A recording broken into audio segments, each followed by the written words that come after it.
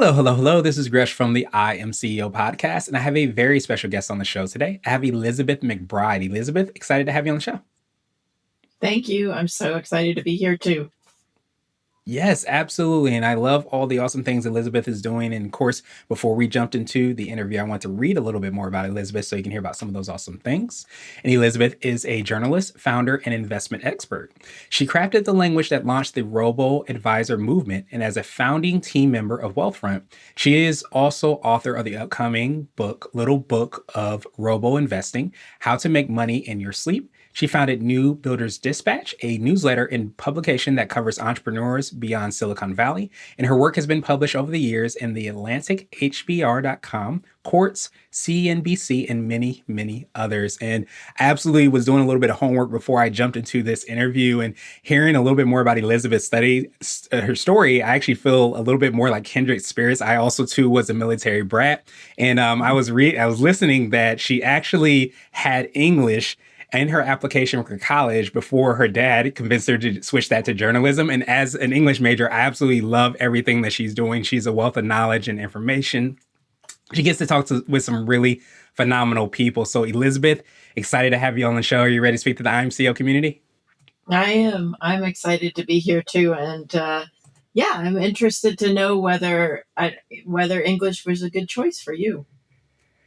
Yeah, well, funny enough, when I was reading a little bit more about you or listening to what you were talking about in one of your interviews, I actually had the opposite reason where I think you said that you chose journalism because English, you didn't know if there was a good future for that. I graduated during the journalism, like there was a lot of crises going on. So I wanted to do journalism. I decided to do English. So that's why when I was reading your story, I was like, we're like twins there.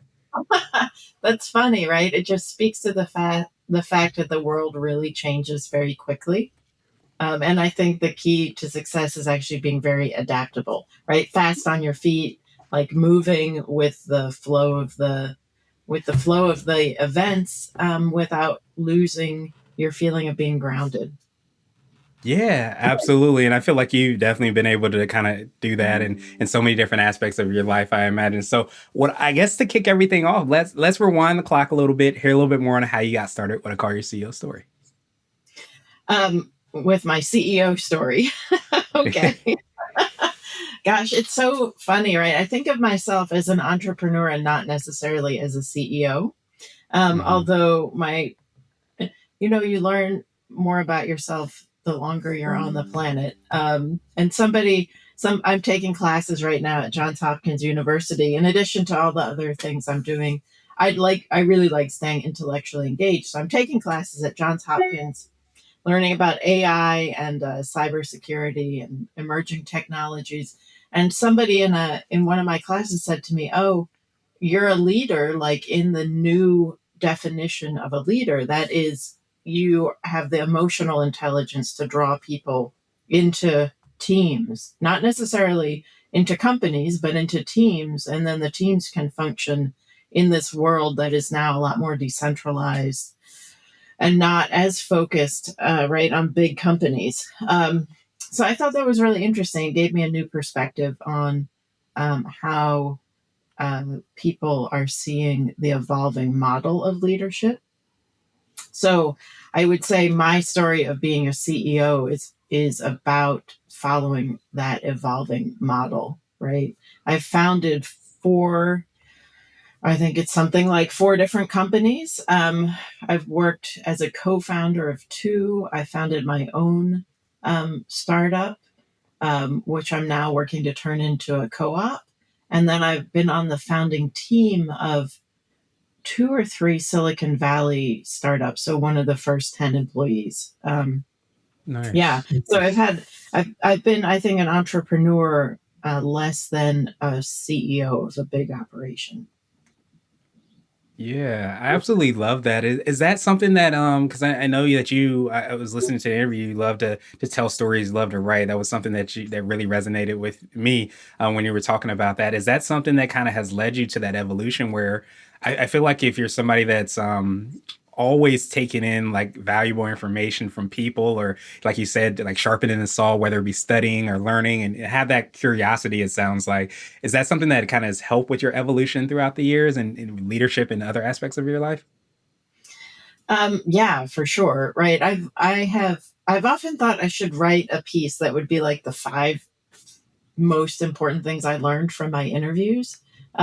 Because, right, like I've interviewed some of the world's greatest business people, people who've built billion-dollar companies, bigger than billion-dollar companies. And there are some people that just have offered me incredible pieces of wisdom. But it's also recognizing we've got a culture right now that seems to say, oh, there are rules, right? There are rules for success you can live by. And I don't really believe in that, right? I believe more in there are connections that help people move. Mm, And so the rules that spoke to me, I'm not sure the rules that would speak to other people, right? Maybe they would, or maybe they wouldn't. And a lot of what shapes your goals and your accomplishments in life is being open at the right time to the right piece of wisdom. Does that make sense? Um, like I'll give you an example. One of my favorite examples is Andy Ratcliffe, who is the co-founder of Wealthfront, and that's one of the companies where I was on the founding team. I came from a very different perspective from me, right? I was kind of like an entrepreneurial journalist and a writer, and he comes from a world of like big finance. He was a co-founder of Benchmark Capital, and he said one of his rules for success is always be one favor ahead, mm, which I think is a great rule. And so I really respect Andy. So for a while, for a few years, I was like trying to like really incorporate that in my life, like always be one favor ahead. And then I was talking to another woman journalist about this rule that I was trying to live by, and she said, "Well, that's not going to work for you as a woman because uh, women are essentially cut out of the transactional, emotional economy, right? Because men mm, tend, especially white men, especially powerful white men, which are often who I'm interviewing and working with, they're mm, entitled in ways they don't even realize. So if you do them a favor, they just expect it and forget it. So it does mm, no good at all to do a favor in the same way that like a man doing a favor for another man, like power doing favor mm. for power, they remember that and reciprocate. But it doesn't work if you're lower, if you're pretty far down on the hierarchy, which I am. So, so it's like you have, yeah. I'll, which is all to say that I've learned so much from people I've interviewed and worked with. But you always have to be aware of who you are, who they are, and then figure out exactly what you can take and what you need from any given situation. Yeah, I appreciate you so much in expounding upon that, and especially like I think that self awareness, of course, is very powerful, but also sometimes awareness, as you said, of other people, and Mhm. sometimes their self awareness or what they might think or how they're looking at the world, and those things is incredibly powerful because I think, like you said so well, it helps you to I think navigate the world to some degree and navigate conversations or relationships and connections, those things. But I think it also kind of sets up the information, the advice, all the tips and tidbits that we can get throughout life, and take those, but also understand like how you can kind of meld it or mold it for yourself to be able to succeed, and understanding that it may not be the case where we're doing this rule every time, every day, every minute, because there may be certain situations or things that change that require us to do it differently. Yeah, yeah, yeah. Absolutely. So I wanted to drill down a little bit more, hear a little bit more about your book and everything awesome that you're writing there, and anything else that you're doing to kind of help support the clients you work with. Yeah. So, well, the book I'm really excited about. So this is my second book. The first book I wrote was called New Builders, The New Builders, and I wrote it with Seth Levine, and it had a huge impact on policy during the pandemic. So we wrote it very rapidly to draw attention to the real world of entrepreneurs, which is not high tech Silicon Valley entrepreneurs, but in fact is like business owners, right? Small business owners. And I really respect their entrepreneurial spirit and think we should broaden the definition of entrepreneur to include them, to be an inclusive definition. So we wrote that book together. It had a really big impact on the pandemic aid to small businesses. Tim Kane's chief of staff very kindly reached out to tell me that they used some of the research in the book when they were passing the revisions of that $250 billion aid package. So that Nice. was pretty cool.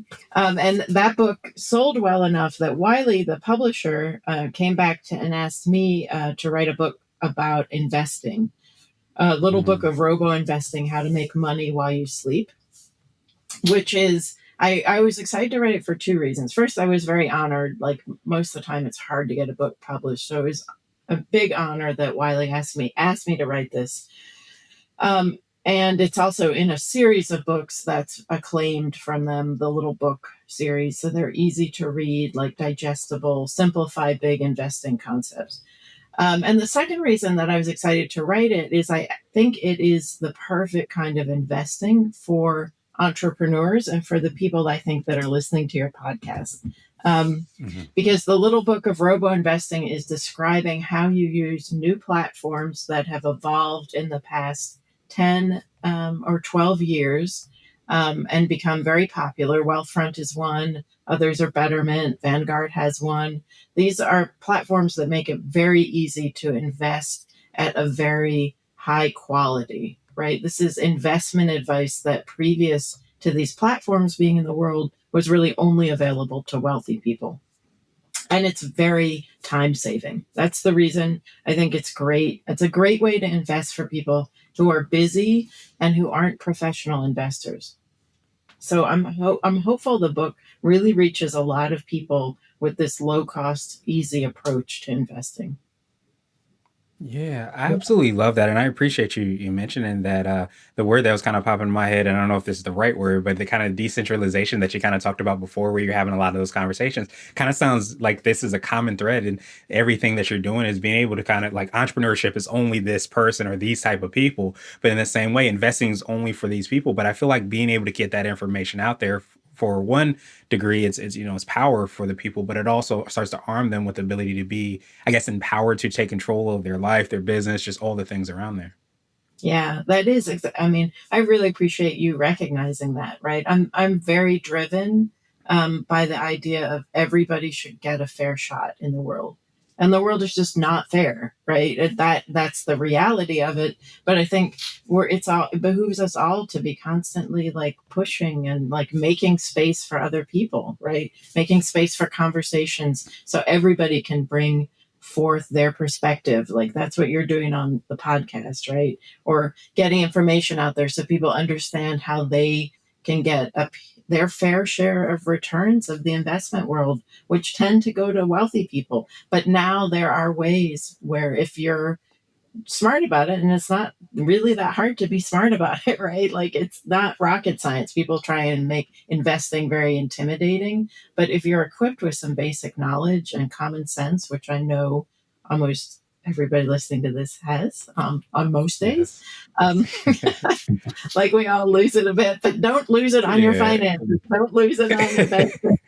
I shared in the book how, like at some point, I got sucked into the Bitcoin hype, and Uh-huh. on these platforms that are out there now, a lot of them make it possible to invest in Bitcoin. Hmm. Possible, not wise. So I put a little bit of my money, just a little, because I do have some like limits in my brain about money. So I put something Yeah. like 2% of one of my investment accounts in Bitcoin. Well, I mean, Bitcoin's fine as an investment if you accept the extreme volatility of it, Fluctuations. Yeah. right? And may well end up being over like 20 or 30 years, like a stellar part of my portfolio. It's not like a terrible mistake, but for me in my situation, like middle class single mom, like I shouldn't have been putting anything in Bitcoin, right? But you get sucked into the hype, you get sucked into the stuff. So I've hurt my returns probably a little bit in a 10-year time frame or something like that because I was invested in Bitcoin. Live and learn, right? It was a good reminder to me to stick to the basics. Yeah, absolutely. What I love that you share that in the book, and of course as well now, because I think so many times I always say we forget about the human aspect of business. I imagine that happens into investing and other aspects of life where we that getting sucked in happens so often. That could be, investing. It could be, oh, you need to try this new platform, or why aren't you doing it? Just all those things happen. And I think so many times, like, while it can be simple, it's not necessarily easy in the sense that Mhm. you have to execute and be aware of these things. But I feel like by sharing so candidly about these things that we all kind of go through, we can be a little bit more aware and maybe prepared so that we can stay, true to the things that can get us to where we want to be. Yeah, I think I mean, I just think that's exactly right. It's not, when it comes to investing and business, it's the biggest mistakes you make are not going to be about, oh, I didn't invest in XYZ, right? I didn't move quickly enough here. I didn't do that, right? The biggest traps or the biggest mistakes people make are listening to people who are not motivated in your best interest, right? So getting Mhm. sucked into one of those narratives, that's a mistake. Paying high fees is a mistake, and trading too much is a mistake, right? It's all like investing is all like hype, hype, hype. You can get rich. You can get rich. You can beat the market. You can, and that's the mistake. Um, so that's what, if you avoid that, you're actually going to do really well, right? Because the economy, the world economy, almost inevitably grows over time. Like, we're all kind of bought into that narrative, and if it doesn't, well, I'll be in trouble. But if you believe the Yeah. economy is growing, just stay invested in basic index funds. Stay invested in index funds. Keep adding to your accounts, and you can expect your money to double every 10 years. It's like a pretty simple formula. And the robo investing platforms I write about in the book make that very, very easy. They also make it possible for you to make the other mistakes, which is why you should get my book and read it so you don't fall into those traps. And I think it's also applicable to the business world, right? Like, so many times I've met the successful business people I know are generally just the ones who persisted in a smart way, Mhm. right? Didn't persist on a failing business model, but persisted either in finding a good business model or persisted over the long term in a business model that was going to take some time. It's hard. I mean, it's not easy to recognize those differences, but persistence is a huge aspect of building a company as well. Yeah, and I believe I think it was Carolyn Drucker that talked so much about kind of persistence. I guess it's cousin, which is like resilience and how important that is, and continuing on no matter what happens, throughout those things. But I think it's something that is so true, and I think we all have to kind of remember that whether we're investing or we're running our business or just any of those things. If you really want those things, it's understanding that there will be probably more valleys than there are peaks, and understanding that the people that do get on the other end do become the overnight success or whatever phrase we want to Right. use are because they've been doing that over a long period of time. Yeah, people sometimes ask me, "Oh, how can you publish a book?" Or like, "How do you become a journalist?" Or "How do you write for MIT Tech Review?" Or and then I just sit there for a minute and I think, yeah, well, you do it for like 20 years, and like you spend 5 years at the beginning, like working for peanuts, and you like, I mean, there's all of these journeys are long and hard. I feel like overnight successes are just almost entirely a fabrication. Even Mhm. the influencers online, I feel like, and it's also it. But what people don't always understand is that it pays to invent an overnight success narrative, right? So an Mhm. influencer on Instagram will be like, "Well, I put up one post and then I got 10 million views and I was on my way." And I'm always Right. thinking, first of all, is that even true? And second of all, like, I am pretty sure that you had a pretty long journey to get to that place where you could even articulate whatever that great post was, right? So to sell people Yeah. on the idea that it's boom, overnight successes are just not real in my experience. Yeah, absolutely, and that's why I love like books like Outliers as well too, because they kind of demystify a lot of that and show the behind the scenes the things that happen. Where even if it's their first day putting that post, they might have had 10,000 other pages that they've been posting on Right. that didn't get well, and they learned, and then it happens. So a lot of times you don't get that that inside baseball, so to speak, to kind of understand what all Yeah. of those things might. be. So let me ask you this: what would you consider to be what I like to call your secret sauce? This could be for yourself, the business, a combination of things that you've been kind of working on and involved in. What do you think is the thing that kind of sets you apart and makes you unique? Wow. I think it's so hard to view yourself accurately in the world. So that's a hard question to answer. I think what some people would say is one thing that makes me different, um, is how nice I am. Like I am, Mm, I'm like, I am, I really, I think that's just been a choice of mine, right? In the kind of very aggressive, um, cutthroat business worlds where I work, one way that I stand out is I don't do that. I just don't, right? Um, and like I really try hard to be kind. I really try hard to apologize when I make a mistake, to be open about it, like to open doors for other people, to put time into common courtesies. I'm like a big believer in thank you notes, in responding to people. I'm really upset about like this epidemic of ghosting people, right? Not even responding mhm. to somebody you've been engaging with. I just don't think that is okay. And I call me old fashioned, but I just don't think it's okay. So that cost me a lot of time, right? That approach to living cost me time. And it also, in cutthroat business worlds, if you are that way, people think you're stupid. So Mhm. I'm not, right? I'm clearly not. I've written books, like I've been to all these, yeah. I feel like I'm still constantly trying to prove to people that, hey, I'm smart. At the same time, I'm nice, right? You can be both. Yeah. You can be both. And just because, do not like discount me because I've chosen to be kind, because I see bigger things in the world. And the end of the day, I don't think I'm going to be on my deathbed thinking about my bank account or how many people I cut off at the knees, right? I'm going to be thinking about, well, Right. how many relationships did I have? Like, am I proud of the fact that I brought people up behind me, right? You have to every day stay focused, I think, on where you want to be at the end of your days. Yeah, absolutely. I think one of the seven habits of highly effective people is begin with it in mind, and understanding that, and then kind of working backwards is so huge. And I absolutely think that's, beautiful. I think it's also sad at the same time, and the sadness comes from that by being nice, you're breaking through the noise of people that aren't that. And I think that that just is a saddening thing. But I appreciate you so much, because I think by you being nice, and you making sure that you're not going to be anything different than who you are and what you want to be. I think that, for one, definitely gives people permission to do the same and realize that they can succeed and be that way. But I think too, it also starts to show people that maybe I don't have to show up as that. Maybe I should reevaluate how I'm showing up in the world, or cutting people off, all these things that people sometimes do to quote unquote get ahead.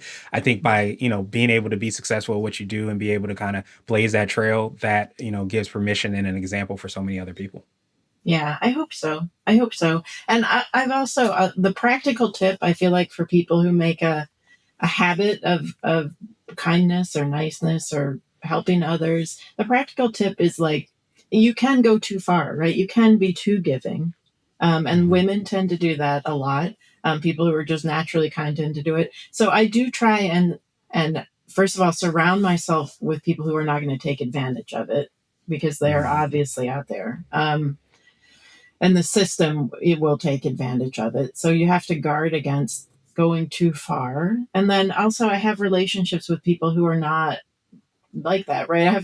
I tend to have friendships with people who are incredibly rational around me, who care for me as a person, but who are also Yeah. like, hang on, don't go too far down that route, right? Because you're giving too much. Right. Or sometimes when I'll be emotionally reactive in a situation, my current co-author on Little Book of Robo Investing is my friend Chen.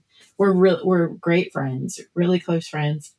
But before, sometimes I'm apt to fire off an email, like, and I always, she centers me, right? And she's like, Yeah. take out the emotion, right? Just because that guy's being a jerk doesn't mean you need to call him out on being a jerk right now, right? Um, Yeah. so I think that's part of the key too. If you're whoever you are in the world, recognize what the weaknesses of that stance is, and then surround yourself with people who help you get balanced. Yeah, I think that's so powerful because I think so many times we think that we have to be all things. If you have to be nice, you have to be the other things and all the other aspects of it. And if we're really great at some aspect of business, we have to do all the other things. But in reality, a lot of times it's just surrounding and creating that environment so that you can flourish and be yourself while at the same time having that. I don't know if balance is the right word, but maybe checks and balances might be a better way to say it to the things Yeah. that you're thinking about doing. And I think when you set that up, again, it just increases your likelihood of success and the realization that to go much further, we go together rather than just by ourselves. Hmm. Yeah, I believe that so fundamentally, and I think the world is changing in ways that are really moving away from that like hard ass, like ruthless, Hmm. I'm the center of the world model, and that's what you need to do to succeed, right? That egocentric model of success, I think, is giving way because it doesn't work as well. It's a complex, rapidly changing world. So you need a team of people really to like maneuver successfully as a unit and kind of, yeah, navigate through the world like we're talking about, right? Yeah, it's just a complicated, our problems that we're facing now, climate change and, AI, these things are all very complicated. We're going to have to pull together to build a better future. Yeah, absolutely. We can't do it in silos or by ourselves. So that's why I Mm-mm. love that you embody that. So I wanted to switch gears a little bit, and I wanted to ask you for what I call a CEO hack. So this could be like an app, a book, or even a habit that you have. But what's something that makes you more effective and efficient? Uh, um, well, what have I been? I mean, lately, I'll give you one from my mindset world, which I think is like the most powerful thing. But I Mhm. pay a lot of attention to mindfulness, to like centering myself. I do a ton of yoga, and every day I spend about 5 minutes at my back window. It looks out on my backyard, and I have a Mhm. daily reading, a daily meditation. I'm part of a prayer group for a friend who has cancer. So I spend like, Mhm. it's like almost some of the most cherished moments of my day, and it really helps me feel centered to do that.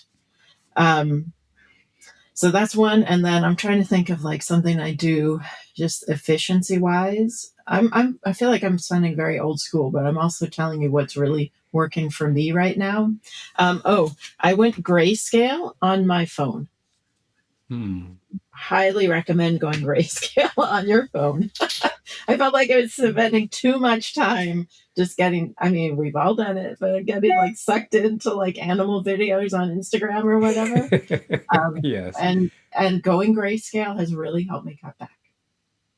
Yeah, I absolutely love those. I feel like I'm old school as well too, because most of all those things are definitely syncing with me and resonated with me. Funny enough, like before I go to sleep, the signal to hey, you need to start winding down is my phone will go grayscale to say hey, this is the time that you're supposed to be winding down, getting ready to go. So I love the practicality of that, and who knew like all the different colors, how they pull at you and excite you and get you to spend more and more time there, and how powerful that is. And I love that aspect of centering yourself and how you do that in a lot of different ways because I think it ends up being so much of a you don't necessarily do it I think and definitely correct me if I'm wrong to be more effective and efficient. I just think as the world starts to pull different things at you, things pop up and things happen, having that centering moment and being able to kind of delegate time to that and dedicate time to that allows you to be I guess more prepared when those things kind of pop up and happen. Yeah, I think centering is kind of like reminding yourself to stay focused on what your goals are for the day, or Mhm. long what your goals are in general, your long-term goals and your short-term goals. Even if you're not spending time specifically thinking about them, just getting yourself into a space where you're centered, you're like, I am who I am. The world's going to throw whatever shit at me. I am who I am, and I'm going to keep walking in the direction I have set. Right. I think Yeah. that's what that mindfulness practice does for me. Is like it keeps me remembering that my goals are mine. What I want is important, and just keeps me headed in that direction. Yeah, and that ends up being so powerful to be able to do that, especially when you're trailblazing, innovating. I think sometimes getting that centering to not be attracted or not be kind of pulled in a direction that's not true to who you are and ultimately where you want to be. So, absolutely appreciate that. What would you consider to be what I call a CEO nugget?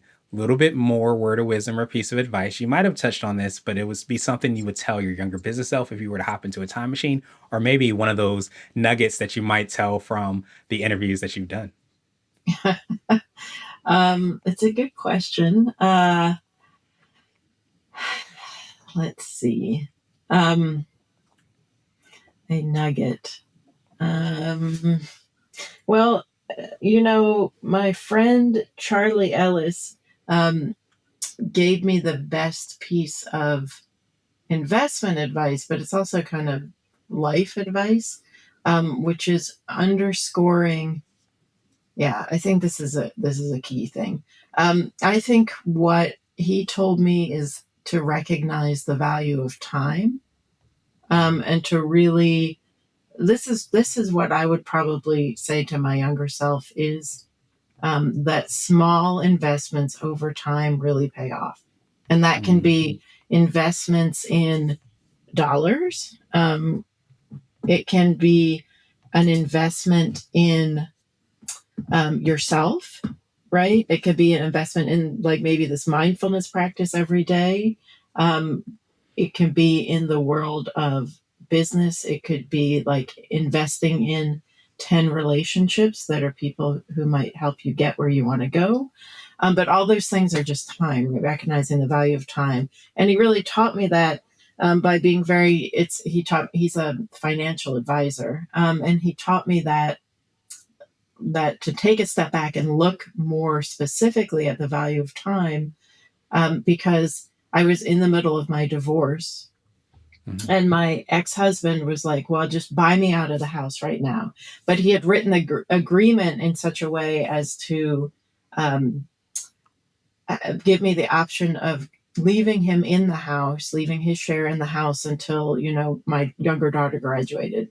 I'm not mhm. making a very short nugget, but No, you're fine. It's a um, good nugget. It's a mountain, so I love it. so anyway, so I was talking to Charlie about this. I was like, oh, I just want to buy my ex-husband out. I'm just going to gather up the money, pay him, and then we'll be done. I'll be clean. I'll have my him off the mortgage, right? And Charlie said to Mhm. me, slow down. Again, he's one of these people that's a little more rational, than I am. Like I tend to want my emotions to lead because I want to be that person who I am. And he was Mhm. like, slow down, because it's 15 years from now. This is about 15 years from now. He said, the amount of money you would pay him now is going to be worth a lot less in 15 years.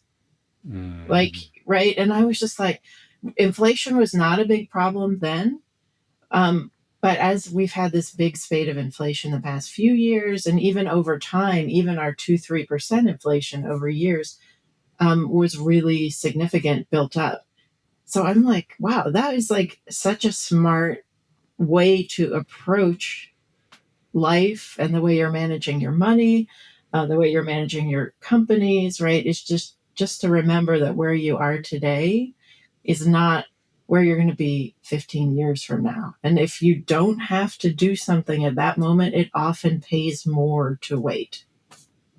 Yeah, that makes so much sense, and I love that. And the word that was kind of coming to my mind is compounding, and sometimes we don't see the effect of like how that compounding can happen for good, sometimes even not for so good, and so Right. being so diligent about your investments or your decisions or your actions, your habits, all those things start to build up over time. But we sometimes want to have everything yesterday and have it right when Mhm. we snap our fingers. But the reality is a lot of success happens because it starts to compound over Yeah, time. So, exactly. Right. Yeah. mhm, Yeah, I think that's right. absolutely. Compounding, right? Apply that Hmm. rule of compounding not only to investing, which is what my book is about, but Hmm. also apply it to your life in ways where it makes sense.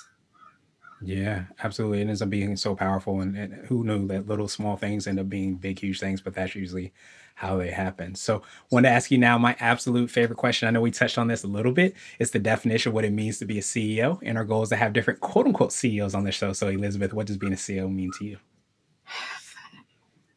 Being a CEO means being in charge of my own life. Mm, I love it. And I think so many times we forget, like, we see CEO as just one aspect of our life, but understanding, like, when you're making decisions, when you're deciding to compound, or what you're deciding to compound on, or if you're deciding to show up as good, even though people sometimes aren't good or they aren't nice, it's a decision that you get to make, and we get to realize that it's not silos. Again, it's all the aspects of our life and how we show up and make those decisions on a daily basis. Hmm. Yes. Awesome, awesome, awesome. Well, Elizabeth, truly appreciate that definition. Of course, I appreciate your time even more. So, what I want to do now is pass you the mic, so to speak, just to see if there's anything additional that you can let our readers and listeners know. And of course, how best people can get a hold of you, get a copy of your books, find out about all the awesome things that you're working on. Well, first I want to say I think you're a great interviewer, Gresham. You did a really Thank good you. job. Um, and let's see. So my book launched. Where I think this is scheduled to run in April, so it launched March 12th. You can find it on Amazon. You can also find it at probably any independent bookstore. And I really appreciate and applaud people for supporting independent businesses. Um, so it's called Little Book of Robo Investing: How to Make Money While You Sleep. It's an easy read, and we built in a bunch of shortcuts through the book to make it even easier. Um, and I'm happy to answer people's questions if they want to shoot me an email or reach out at MacBride at nbdispatch.com. You can also find me online in various places. I have a blog on Forbes, and then you can go to New Builders Dispatch, which is my other website. And then I have a speaker website as well. And I do speaking engagements around the book. I may eventually develop a course that runs along with it too. Nice. Absolutely love that. And of course, to make it even easier, we're going to have the links and information in the show notes as well, too. So that everybody can click through, get a copy of the book, connect with you, ask any questions, and do all the things that you're able to provide. So thank you so much, Elizabeth. I truly appreciate you for obviously taking time out, but I appreciate you even more for dedicating your life to being nice. And I think sometimes that nice isn't just, sometimes saying thank you and please, although that's important. Sometimes it's making sure that you speak up and you do things for people that sometimes don't get the opportunity to have that done for them. So I appreciate you in doing that in so many different ways in your life, and appreciate you, of course, in being here today. And I hope you have a phenomenal rest of the day. Thank you. Thanks, Gresh.